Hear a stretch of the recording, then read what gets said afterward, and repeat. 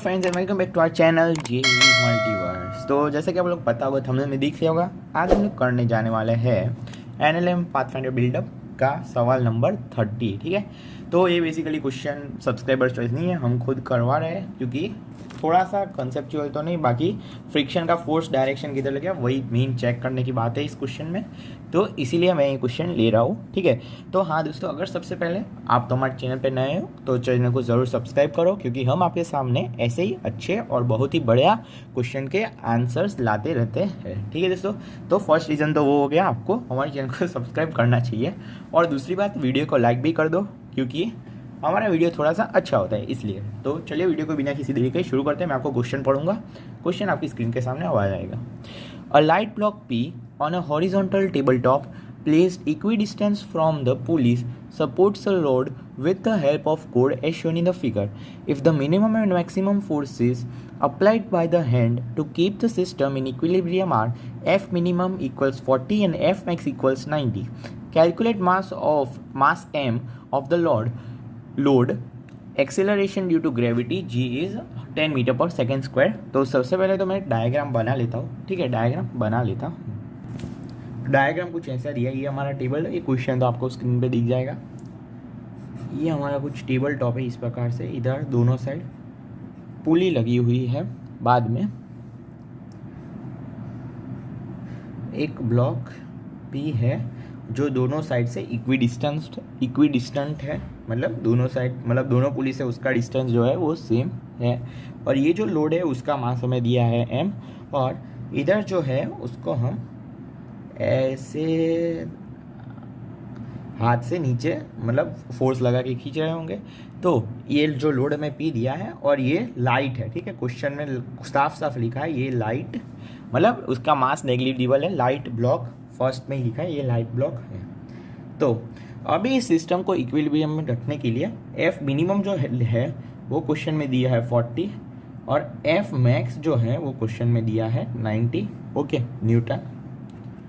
तो यहाँ पे मैं और एक चीज़ आपको बता देना चाहूँगा कि ये जो है ये फ्रिक्शनलेस नहीं है, ये फ्रिक्शन वाला है, मतलब फ्रिक्शन प्रेजेंट है, फ्रिक्शन प्रेजेंट है। ठीक है, तो अभी सबसे पहले तो वही एक चीज़ बता देना चाहूँगा कि ये वाला एंगल थीटा होगा तो ये वाला भी एंगल थीटा होगा। अब ऐसा क्यों? ऐसा इसलिए क्योंकि ये आप लेंथ दे सकते हो, मतलब ये लेंथ अगर आप L मान लो और ये डिस्टेंस x मान लो, तो आपको क्वेश्चन में साफ साफ हमें गिवन है कि ये इक्वी डिस्टेंस है, मतलब इन दोनों का जो एंड है वो इक्वी डिस्टेंस है। तो अगर L और x मतलब L/x का, और ये तो इधर भी साइड तो L ही रहेगा, ठीक है, L/x सेम रहेगा, तो ये एंगल जो होगा तो सेम ही रहेगा थीटा। ठीक है, वो तो अभी तक आपको समझ में आ गया है। तो अभी हम पहले कौन सा केस लेते हैं जिसमें हमें F मिनिमम की ज़रूरत पड़ रही है। अगर मैं इसका FBD बनाऊँ जो P पे ब्लॉक रखा गया है अभी, हाँ दोस्तों, ये सिस्टम हमें इक्विलिब्रियम में दी गई है, तो इस वाली रस्सी का जो टेंशन होगा वो mg के बराबर हो जाएगा। ठीक है, इस वाली रस्सी का टेंशन जो होगा वो mg के बराबर हो जाएगा। तो यहाँ पे एक वही, यहाँ पे जो टेंशन होगा वही यहाँ पे टेंशन होगा, तो इधर एक टेंशन लग रहा होगा एट एन एंगल थीटा, और जिसकी वैल्यू होगी mg। ओके, तो यहाँ से अभी ये जो है ये फ्रिक्शन वाले फ्लोर पे, नॉट फ्रिक्शनलेस, ये जो है वो फ्रिक्शन वाले फ्लोर पे रखा गया है, और इधर से हम F फोर्स से खींच रहे, मान लेते हैं F फोर्स, मतलब मिनिमम वाला केस है तो F मिनिमम से खींच रहे हैं। तो यहाँ पे जो फोर्स होगा वही इधर फोर्स होगा, क्योंकि रस्सी में सेम रहता है फोर्स हर जगह पे, तो ये भी फोर्स F से होगा, और ये एंगल थीटा। मैंने आपको रीज़न दे दिया यहाँ पे क्योंकि दोनों एंगल थीटा सेम कैसे होंगे। और ये जो है ये इसको नॉर्मल लगा रहा होगा से N1। ठीक है, ये जो नॉर्मल लगा रहा होगा मान लो N1 है। अभी इसमें मेन चीज़ हमें क्या डिफाइन करनी है, फ्रिक्शन की डायरेक्शन इस साइड होगी या इस साइड होगी। याद रखो हम मिनिमम वाला केस ले रहे हैं, मतलब जिसमें F मिनिमम लगा रहे वो वाला केस। तो हमें फ्रिक्शन में 1 या 2 दो पॉसिबिलिटी है, एक राइट साइड और एक लेफ्ट साइड। तो यहाँ पे आप थोड़ा इमेजिनेशन करो, ये F मिनिमम है, मतलब कम से कम फोर्स, ये जो है वो कम से कम फोर्स है कि ये जो अपना इधर जो ब्लॉक है ये जो रस्सी से कनेक्टेड है वो ना हिले, मतलब ये कम से कम फोर्स है। अगर आप इससे कम फोर्स लगा दोगे, मतलब इससे भी कम, मतलब अगर जैसे 39 न्यूटन, F मिनिमम 40, अगर आप इससे भी कम लगाओगे जैसे कि 39, 38 ऐसे लगाओगे, तो ये जो सिस्टम होगा वो इस साइड एक्सीलरेट करेगा, ये जो सिस्टम होगा वो इस साइड एक्सीलरेट करेगा, मतलब ये जो ब्लॉक होगा वो इस साइड एक्सीलरेट करेगा, ठीक है, जस्ट फॉर इमेजिनेशन। तो अगर आपको अभी पता चल जाना चाहिए फ्रिक्शन किस साइड लगने वाला होगा, फ्रिक्शन दोस्तों ऐसे लगेगा, मान लो इधर का म्यू सरफेस का म्यू एस है, mu surface multiplied by n1, ठीक है, इतना तो आपको पता होगा, फ्रिक्शन की अब वैल्यू याद हो जानी चाहिए, म्यू एन होती है। तो आपको वो क्लियर हो जाना चाहिए कि डायरेक्शन यहाँ पे कैसा है। मैं और एक बार आपको एक्सप्लेन कर देता हूँ। ये मान लो एफ मिनिमम हम लगा रहे हैं, मान लो नहीं एफ मिनिमम अगर लगा रहे हैं, अगर मैं उससे कम फोर्स लगाऊं, जैसे कि 39, 38, 37, अगर मैं उससे कम फोर्स लगाऊं तो ये जो सिस्टम होगी वो इस साइड एक्सीलरेट करेगा, मतलब ये ब्लॉक नीचे जाएगा तो ये इस साइड ऐसे एक्सीलरेट करेगा। तो फ्रिक्शन क्या होता है, ओपोजिट द चेंज, मतलब opposite the change of motion.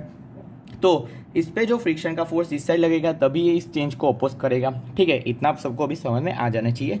और हमें एफ मिनिमम लगा रहे हैं, उसकी वैल्यू 40 दी है, और वो कब दी है, जब जो सिस्टम है वो किस में है दोस्तों, इक्विलिब्रियम में है, मतलब हम फोर्सेस बैलेंस कर सकते हैं एक्स और वाई डायरेक्शन में, ठीक है दोस्तों।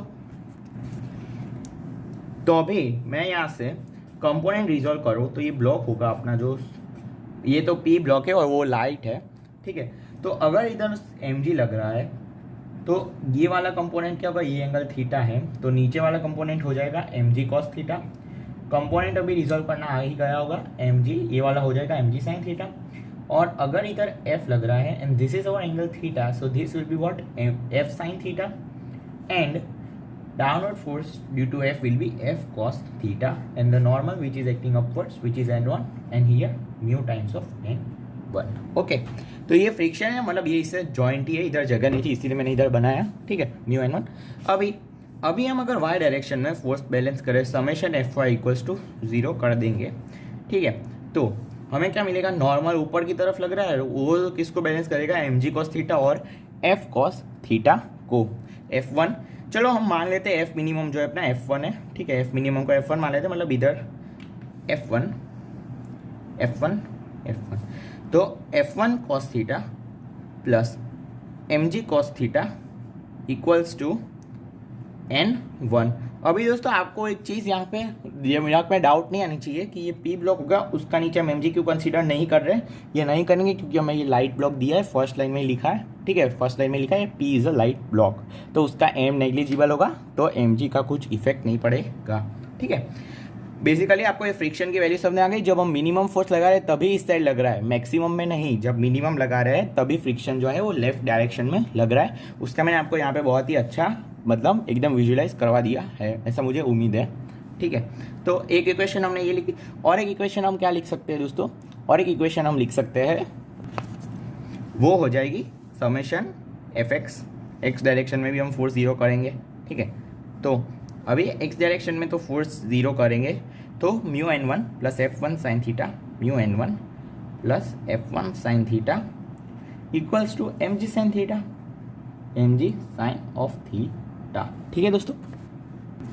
तो अभी हम सिंपली नॉर्मल की जो वैल्यू है वो इस इक्वेशन में पुट कर देंगे, तो mu times of F1 cos theta plus M G cos theta plus F1 sine theta.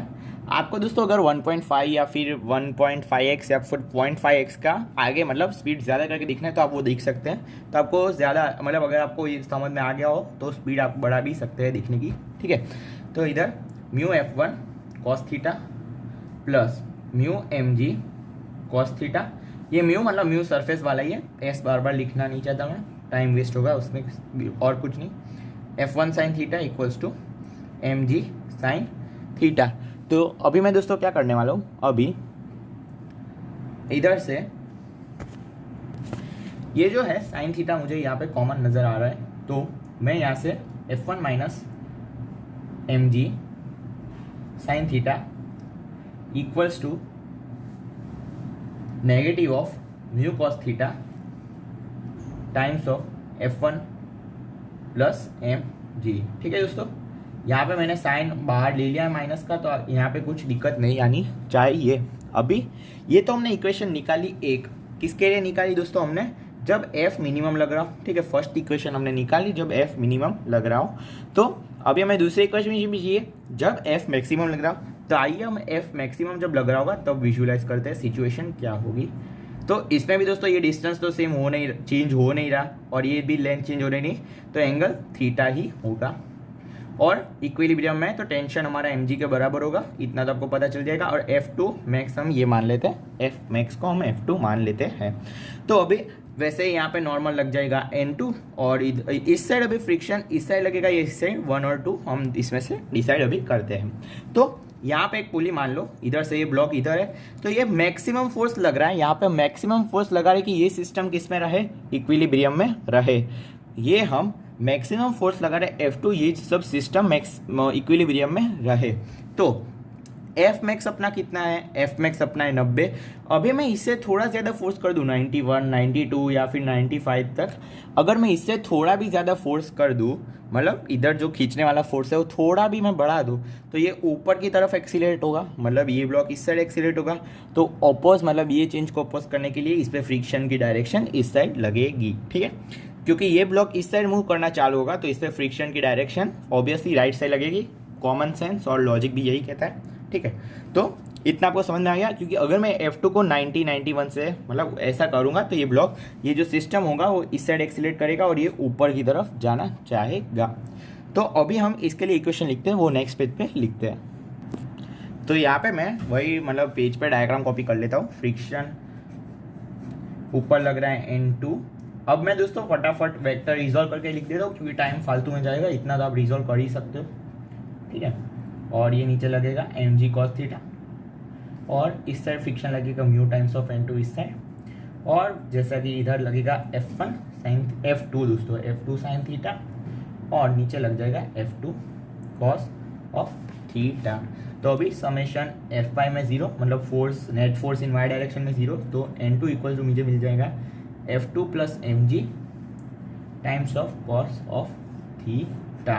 और यहाँ से समेशन अगर मैं Fx 0 करूँ, x डायरेक्शन में फोर्स को 0 करूँ, ये y डायरेक्शन था, तो यहाँ से मुझे मिल जाएगा म्यू टाइम्स ऑफ N2 की सीधी सीधी वैल्यू लग देता हूँ मैं, cos of theta plus mg sine theta equals to F2 times of sine of theta.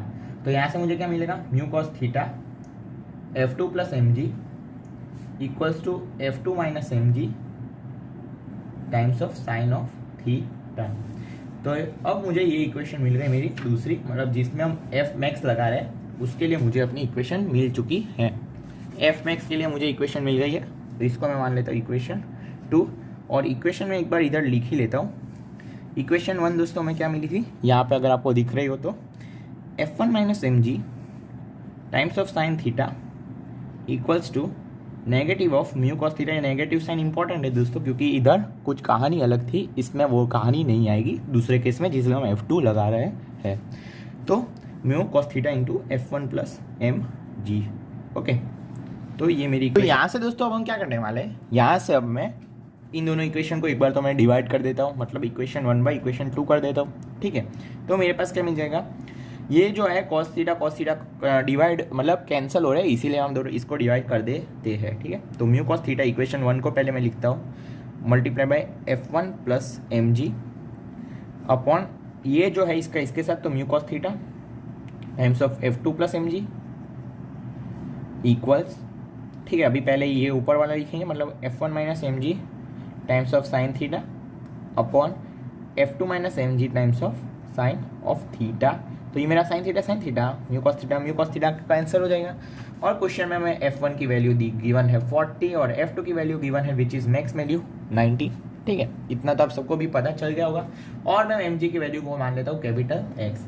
तो यहाँ से मैं सीधा सीधा क्या लिखूँगा, माइनस ऑफ F मतलब 40 F1 40 माइनस, ये माइनस साइन में ओपन कर देता हूँ basically, upon F2 90 plus X, ये 4 है और 9 है, कन्फ्यूज मत होना दोस्तों, ये 4 और ये 9 equals F1 minus x upon F2 90 minus of x. अभी दोस्तों अभी यहाँ पे हम क्या करने वाले हैं, कंपोनेंडो एंड डिविडेंडो लगा देंगे। क्या दोस्तों, C and D, componendo dividendo. तो इधर हम कर देंगे 90 प्लस एक्स अपॉन नीचे को कर देंगे क्या दोस्तों, सब्ट्रैक्ट मतलब सब्ट्रैक्ट ही कर देंगे सीधा सीधा। लेकिन यहाँ पे मैं अगर एक चीज़ बोलूँ कि हम 40 वाले को टर्म को साथ में लेके बाद में सी एंड डी अप्लाई करें तो ज़्यादा आसानी से रहेगा। तो ये वाली जो 40 माइनस एक्स है उसको मैं नीचे ला देता हूँ, upon 40 minus X equals to 90 plus X ऊपर चला गया तो अपॉन 90 माइनस एक्स। अभी हम कर देते हैं सी एंड डी लगा देते हैं, तो A plus B upon A minus B, मतलब A plus B upon A minus of B. ठीक है, अभी सर ले लेते हैं ए प्लस बी अपॉन ए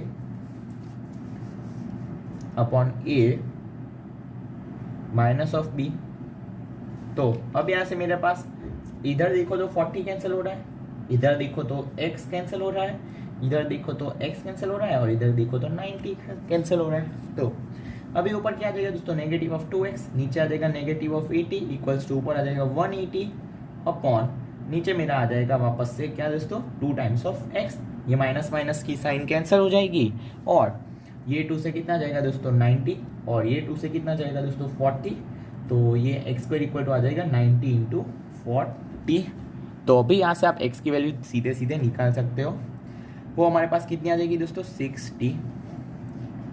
क्या दोस्तों हमारे पास 60 x की वैल्यू सीधी सीधी आ गई और x हमारा था mg इक्वल्स टू 60, तो g से ये गया तो हमारा m कितना आ गया दोस्तों 6 टाइम्स ऑफ kg।